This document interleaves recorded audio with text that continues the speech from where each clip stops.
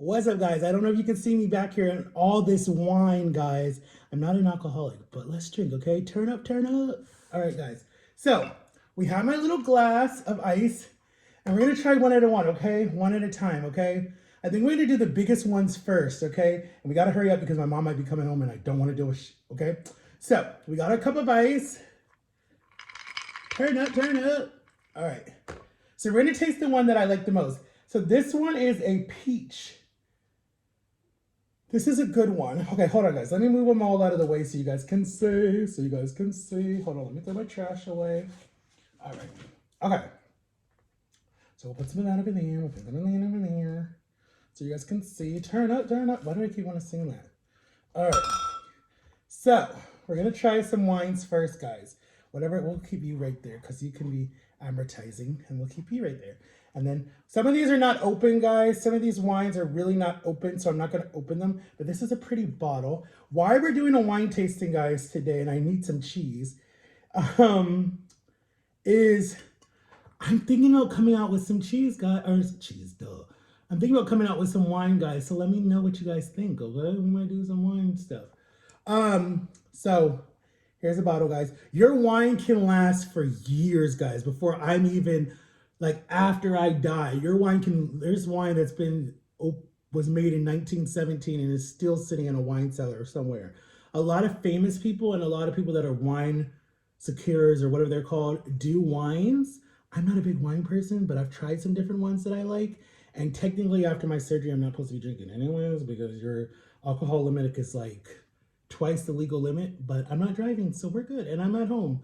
And I gotta hurry up and get all these back in the refrigerator before my mom kills me. So anyways, all right, so here is this wine. We're not gonna open it. It's not been opened, so I'm not gonna open any of her wines that are not open because, and she doesn't drink a lot, so don't be thinking my mom's an alcoholic. We just get a lot of wines when we have house parties and stuff. And I'm like, honestly, if you look at this one, let's see, 1, 2, 3, 4, 5, 6, 7, 8, 9. 9 parties we've had and people have brought us some wine. And this is not everything. There's actually more in our wine drawer. Okay, so anyways, we're not gonna try that one.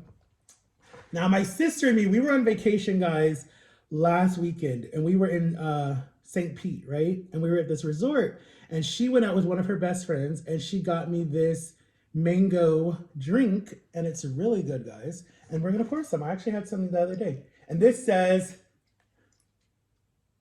it says the best, anyways, it's basically just telling you like the best cure for depression. So we're gonna pour some, guys. I'm gonna let you guys watch me pour some. We're just gonna pour a little bit and we're gonna sip on it. Okay.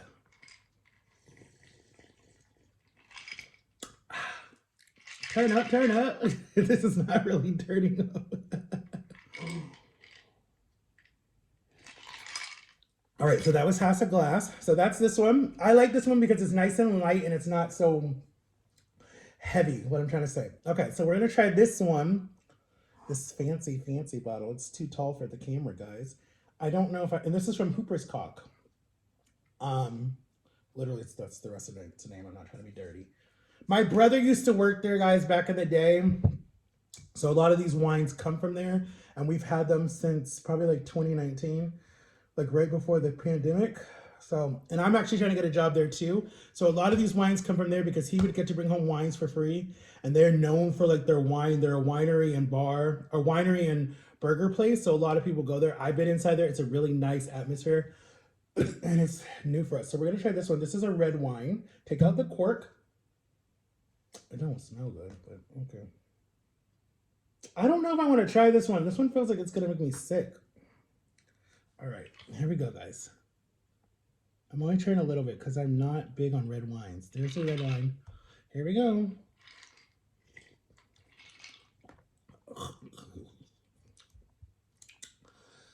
No. Mm-mm. No, I'm not a fan of that one. Not a fan of that at all. And now I gotta like waste it. You know the weird thing when I drink wine, it makes me want to pee. Is that weird? Is that weird to say?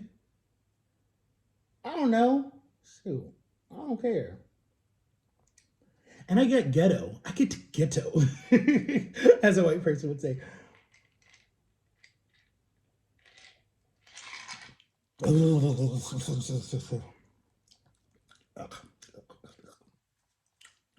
that's not for me. You hear my belly? My belly does not like wine. Guys, I want to quit already. I did not like that one. Here's a full bottle of the one I just drank. This is what it looks like when it comes. It's very pretty. Really pretty bottom.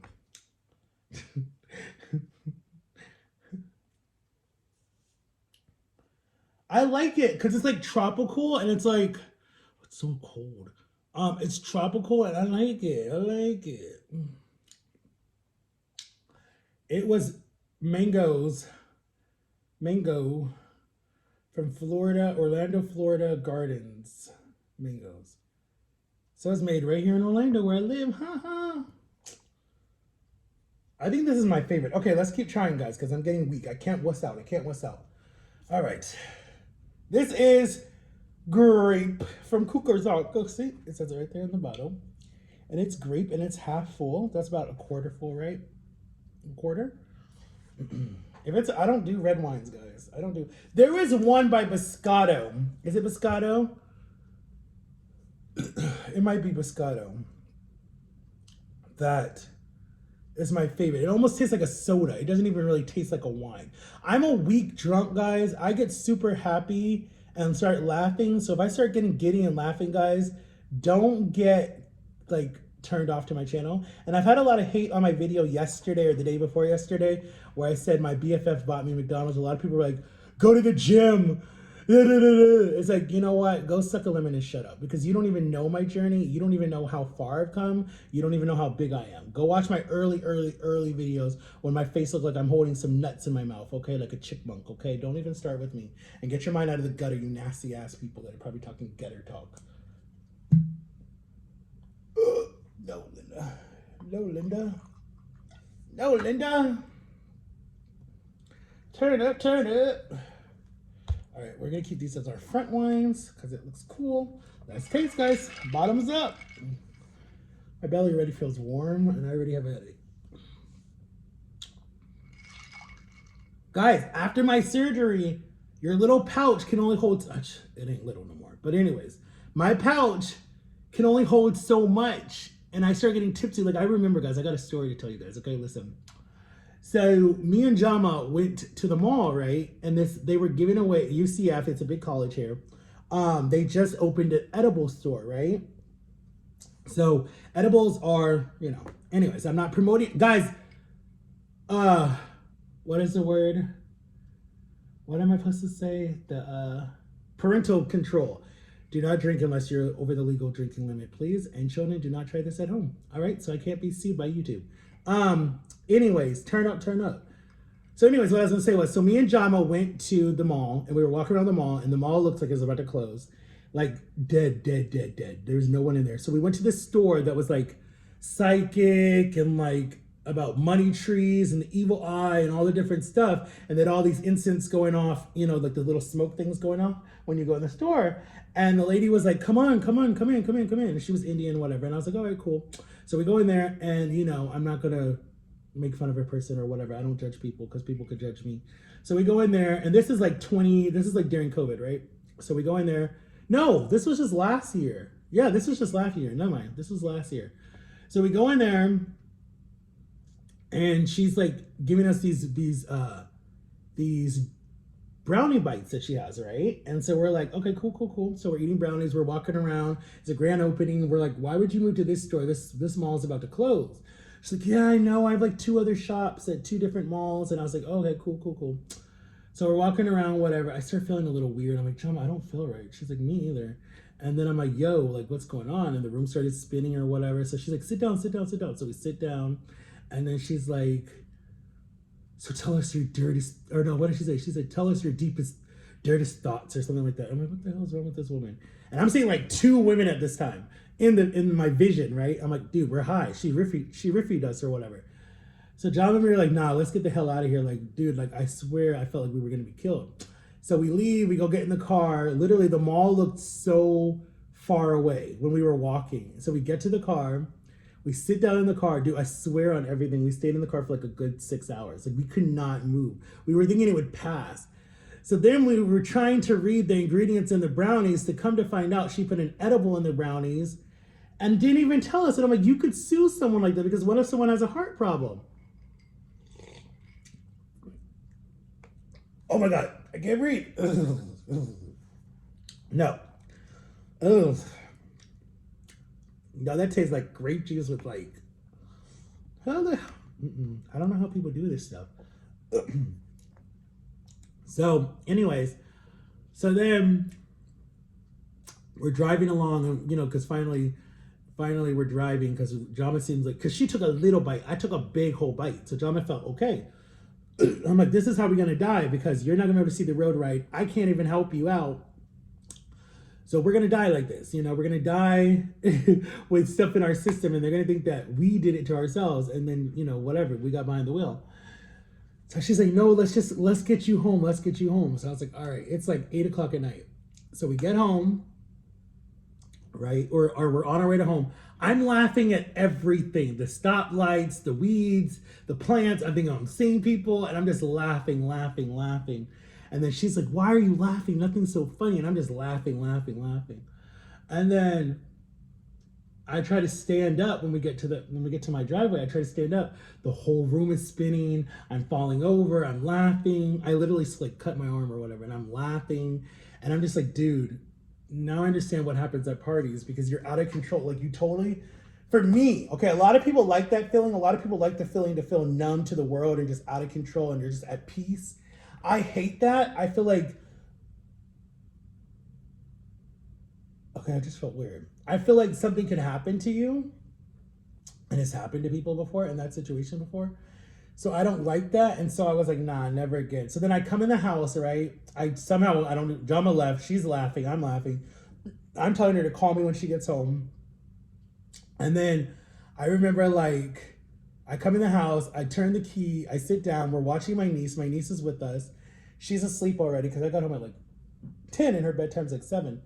So I get in the house, I'm sitting down, my head starts to, like literally my heart starts to pound really fast. My head, I get the worst headache in the world. Probably resolved. Then I remember I like go change out of my clothes or whatever because I was like, I want to be comfortable.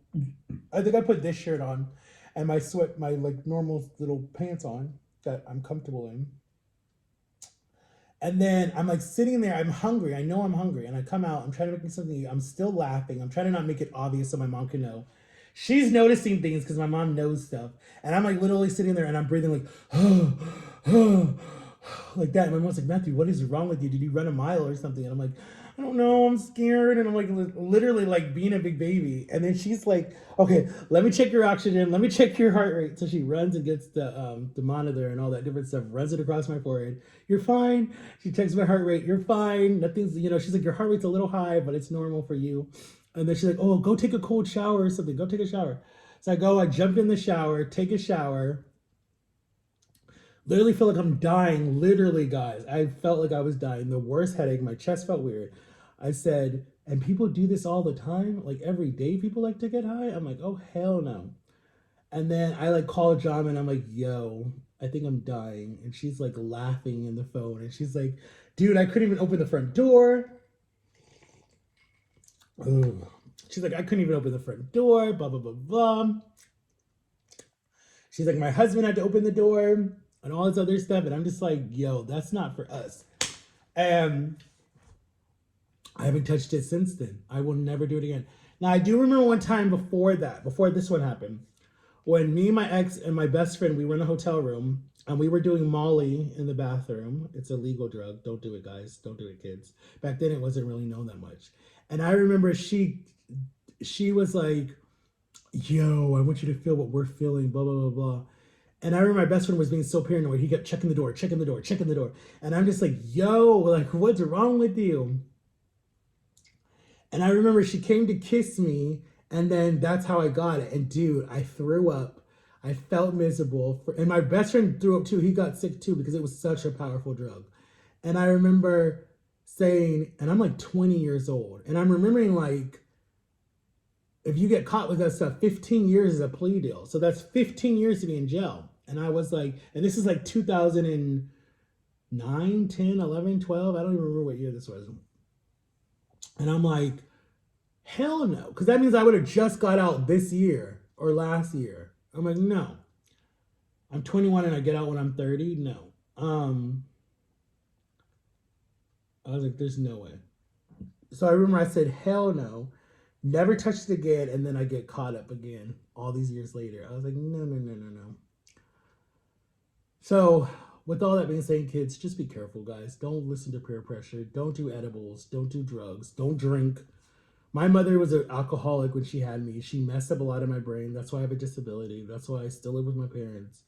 If she didn't do that, I'm gonna be like this. So bottoms up. Oh. I like it, but then I don't like it. The aftertaste is crazy. I still think that this is my favorite. I mean, hence that it's almost gone. I still think that this is my favorite, guys. I don't know why, because it doesn't taste like a wine. It just tastes like a watered down lemonade to me. That's really what it tastes like, really a watered down lemonade. So I'm happy that we have a second bottle that probably me and my mom will share and my dad.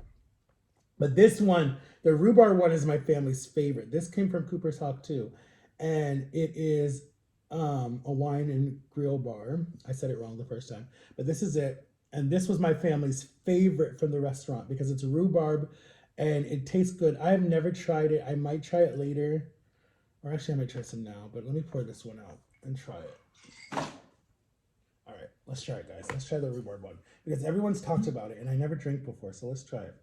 Let me pour it up here. So let me know what you guys want to see me do next. I gotta go put all these back in the fridge. Okay, here we go. Bottoms up. A lot of people do this in the movies. They like swish it around, smell it. Oh my God, I hate the smell. Nah, I cannot do the smell. I remember the first time that I drank. I remember I was 18. No, I might have been younger than that, but I remember my mom and me went to a wedding for one of her coworkers' daughters, and I helped the daughter with everything. And the daughter was gorgeous, and she was marrying one of my friends from school, and they were just like, they fell in love really quick. It didn't last long, but anyways, I had more of a crush on the daughter than the guy she was marrying then. But I remember we went to the wedding, and they were having champagne, and my mom was like, you know, they were cheering and whatever, and I was like, Mom, can I drink it? She's like, yeah, I'm here, it's fine. So I drank, and I was like, hell no, this is just, like, I literally spit it out. My mom's like, well, ain't got to worry about Matt being an alcoholic. He don't like it. She was like, and she know I don't like drugs either because of all the times growing up in the hospital. Shit, we ain't got to worry about Matt being on drugs. They're like if something ever happened to me and the police found drugs in my system, like say that like I died from an overdose or whatever, and they found drugs, my parents would be like, my son didn't do that. Like they would 100%. If you know me to know me, you would say, no, someone did that to him. Like just hands out, hands down. They would know me.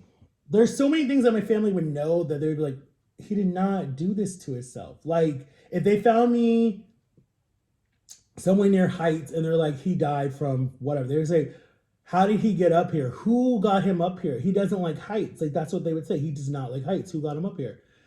And then there'd be an investigation. If they found me somewhere with snakes or something, they'd be like, who got him around snakes? He don't like bugs or animals, like certain animals. Like there's just things that family would be like if you know me to know me, you'd be like, there's something behind that story. Like there's no way. So yeah, if you found me with a needle in my arm or something, you'd be like, he don't do drugs. Are you crazy? Like this is a setup. Okay, let's taste it, guys.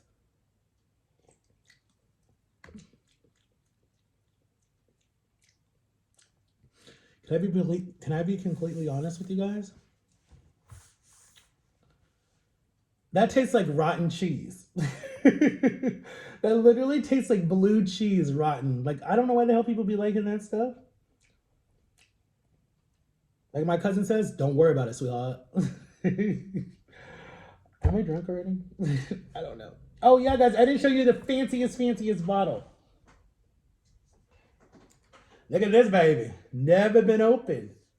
Never been opened. This is from, Well, it says 7/28 when it expires, but let me see when this bottle was actually made. This bottle was made in, where's the date? 2013, guys. We've had this since 2013. What was I doing in 2013? I was 20. I was 23. I was 23. My son would say that's the suckiest year of his life because that's the year that I left, but I just, yeah, anyways, that's a different story. That was a hard year for me too. That was, yeah. I lost my best friend that year, and I left two people that I cared about more than anybody in the world that year. And yeah, I almost killed myself that year too, if I'm being completely honest. It was a sucky year for me. From 2011 to 2013, those years completely sucked. Like literally, those were like the darkest times of my life. Again, I had darker times before that, but yeah, those were like really the darkest times of my life. You got to be careful what you say on YouTube because YouTube will flag your videos. And I don't understand that, YouTube. Y'all need to fix your stuff because I don't understand that. Why can people not talk about their shame or what happened to them in a YouTube video that could help other people? I don't get that. Why do we have to hide? Oh, it's so frustrating because I hate when people hide behind pain. It's like so annoying. It's like, I guess because I've been through so much that I'm an open book. I don't give a rat's bleep if anyone judges me. Like, I really don't care. Like, people might say, wow, Matt doesn't care about me. He comes off so like, just, I don't checked out on like, no. And I'm having that problem right now in some of my relationships. It's not that I don't care about you, dude. I love you to death and I care about you to death in all my relationships. It's just to the point where my guard goes up, my wall goes up. When you show your true colors, my guard goes up. If you're not going to respect me and I tell you something bothers me and you still do it over and over and over again, it's like, damn, you don't really respect me.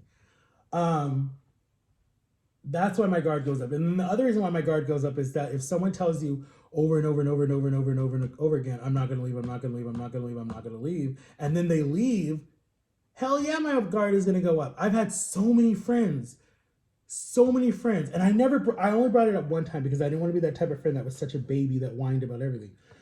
I brought it up one time. I said, swear we'll be best friends forever, swear we're going to be in trouble. I can't even talk now. I'm slurring my words. I only brought it up one time, right? I'd be like, why? Promise you'll never leave me. That's what I would always say to people one time. And they'd be like, yeah. I won't leave you. And boom, they're gone. I'm not talking about moving away because their family moves away. That's fine because I can still come visit you. You can come visit me. But I mean by like totally icing me out of your life. Like totally icing me out. My guard had to go up because when I lost Jeff, who was my best friend when I first moved to Florida, well, after the other people that I had in my life, but he was like my first friend at school, church, whatever. Well, we didn't go to school, but church. When he iced me out after he says I told his secret, this is when I wasn't trustworthy. It's way back then, so I totally understand it. That hurt. But then when I got with my ex and she would lie to me and say stuff to me about promises, that messed me up even more. And after that very, very, very, very, very, very volatile, whatever you want to call it, relationship, I changed. Like when I met Jama, I changed. Like it took Jama 2 years to break down my walls. Like my walls were so, in 2014, my walls were so high, no one could break them down. Like no one. And if that makes me weak, gay, whatever the fuck people want to call me, I don't give a, really. My walls were so high because so many people damaged me. So many people would just like stab the knife in your back and just twist and twist to the point where I was not eating or sleeping and I was snapping on everybody because I was so lonely and pissed off at the world. And I was so mad at God. Like that was the worst time of my life. Like I was so mad. Because I just went through a big thunderstorm in my life in 2011 into 2013 into 2012. I didn't care about life anymore. Like I just did not care anymore. And I was literally begging God to take me out. I was begging him to take me out at that time. I felt like I had no one to live for. Like no one to live for. And I still feel that way sometimes, but There's some people that say they need me. Oh, we'll see if they do. The thing that scares me now, if I can be completely honest with you guys, is I don't want to die alone, and I don't want to be in a retirement home dying alone. Like after watching my grandpa, he didn't die alone because he had his daughter around him, he had his grandchild around him, and he had a granny nanny around him, and he had great grandchildren that were coming to see him, and he could see his family on his way out, right? The family that he made. I don't have that. I don't have that. Like when I die, unless I go before my parents, and I kind of hope I do. If I don't go before them and I go after they go, I'm by myself. Like I have nothing. I have no one and I have nothing. I will be by myself. And there's certain people that I know would probably take care of me and be there for me, but it's still not the same if you don't have your own flesh and blood person that's like ride or die for you no matter what. Like someone that's going to be like, I got you. Like you can live with me, or you, and I'll take care of you. I won't put you in a home. Like whoever that person is going to have to be very strong, because I'm a very broken soul. But like, that person doesn't have to be controlling, but that person at the same time has to be like, that's my best friend, that's my person, that's the person that I want to take care of, who's taking care of me. Like I want to be there for that person, because I'm not gonna have someone that I could be like, hey, like let's go do this. It's gonna be like, hey, you gotta go call your, the nurse to come in the room or something. Like I don't know. That's my biggest fear, is like dying alone. Like that's like one of my biggest fears, because it's like, if I go after my parents, like way after my parents, where I'm like their age that they are right now, where they both have lost their parents in their 60s, that's scary. Like that's so scary to me. Like who's gonna be there for me in the end? Like I know my sister will try to be, but she'll have her own kids, and that'll be hard. And I don't know about my other nephew. He says he would take care of me. Bye guys, love you, peace.